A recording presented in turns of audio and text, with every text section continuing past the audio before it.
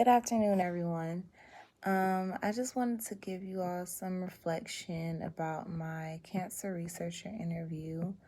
I chose to interview Dr. Rick Santee, an expert on cancer biology who focuses a lot of time on investigating cancer health disparities. She discussed with me why her interest in cancer research began. She has a family history of cancer. In fact, her father was just recently diagnosed with prostate cancer.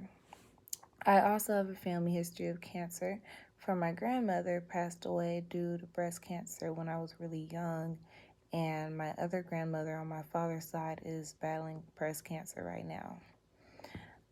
After spending time being trained at Georgetown University's Lombardi Comprehensive Cancer Center, she really began to become interested in how a person's genome can come into play when looking at the diagnosis and progression of cancer. This is something that I've been wondering about myself. If you take two people that live in the same area, make the same amount of money, and have the same lifestyle, but the only difference is race, then there must be something different going on genetically if one of them is more susceptible to cancer or a more aggressive type of cancer than the other.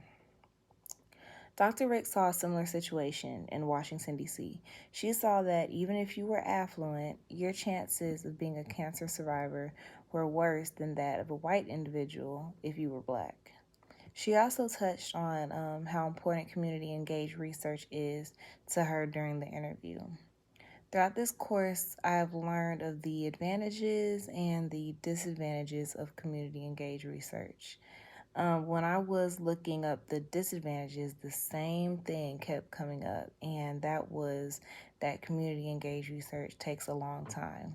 During my interview, Dr. Rick said the exact same thing when asked about the drawbacks of this research method. She educated me about something that she calls gatekeepers, and these are people that the members of the community already trust. She said that you have to go through these people and work with them in order to gain the trust of the community members. And you can't simply just walk into a community and expect the people to trust that you are actually there to help them immediately. In most cases, the researcher must give something to the community first before they ask for anything back from the members. We also discussed if she has encountered any mistrust when trying to conduct research. She said that she hasn't experienced much mistrust, and she believes that it's because she is a part of the African American community. And this makes a lot of sense because I myself am more inclined to trust a black researcher given the history of how white researchers have treated black people in the past. However, she says that she has experienced the most mistrust from African American men, and she believes that this has something to do with them being like less inclined to go visit the doctor unless they truly have to. I never thought about men waiting until there is a dire emergency to go visit the doctor's office, but she's absolutely right. I don't even remember the last time that my dad attended a doctor's appointment. So either he doesn't go unless he's super sick, or he just doesn't tell me when he goes. But back on the topic of community engaged research, she believes that it's so important because those living in an area are the experts. While this research form taking a long time to do is something to think about when deciding what research method will be employed, there are a lot of advantages to using this method. The community members can provide researchers with information that they may not have known or may not have ever known. Dr. Rick sees community engaged research as an extremely important form because when the experts of the area and the science experts come together, they can produce something great for the community.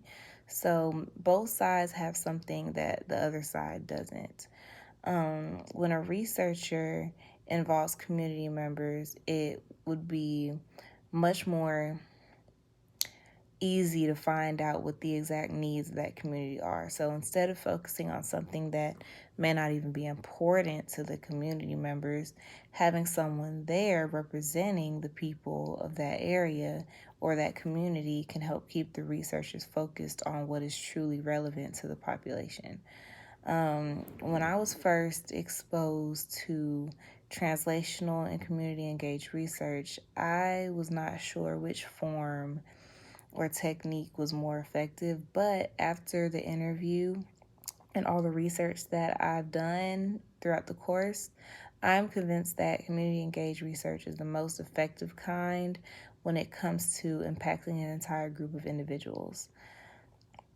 During our interview, I noticed how passionate Dr. Ricks is about helping the Black community and ensuring better health outcomes for our people in the future.